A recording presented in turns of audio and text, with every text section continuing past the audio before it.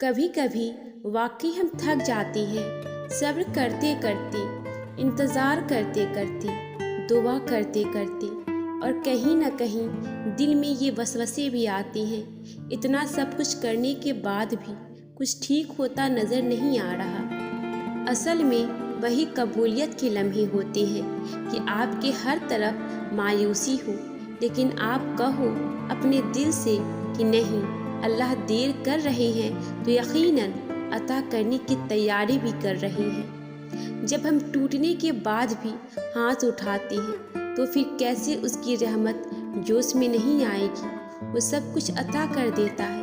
आजमाइश थोड़ी मुश्किल ज़रूर होती है, यकीन मानो उसका फल अक्सर हमारी चाहते ही होती है। और फिर इतना सब्र करने के बाद अगर आपको आपकी चाहत मिल जाए तो क्या ये एक नई जिंदगी मिलने जैसा नहीं होगा।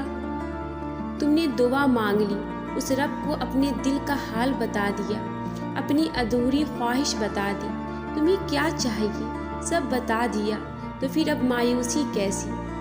क्या तुम्हें इंसानों और रब्बुल आलमीन की ज़ात में फ़र्क नहीं पता। अरे जिस रब को तुमने बताया है ना, उस रब ने जान लिया है तुम्हारी चाहत को, जान लिया है तुम्हारी चाहत को। अब तो बस तुम्हें इंतज़ार करना है कुन फयकुन का, जो वक्त आने पर कहा जाएगा और तुम्हारी चाहत पूरी हो जाएगी। अल्लाह से मांग कर पुरसुकून हुआ जाता है, बेसकून नहीं। यही तो यकीन की निशानी है। फिर अल्लाह हम सब की चाहतों को बेहतरीन करके नवाज देती हैं। तकदीर और किस्मत से ज़्यादा ताकत दुआ में होती है, जो अर्श तक को हिला सकती है। दुआ वो ताकत रखती है जो आपके नसीब में नहीं, उसे भी आपका कर सकती है। और अगर आपको लगे कोई चीज़ तकदीर में नहीं लिखी तो फिर भी दुआ करनी चाहिए, क्योंकि तकदीर के सामने हम बेबस हैं। तकदीर लिखने वाला नहीं, और दुआ तो तकदीर को भी बदल सकती है।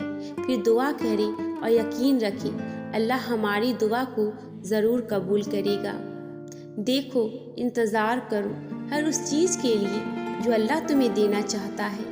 क्या पता जो तुम मांग रहे हो वो तुम्हारे लिए ना हो।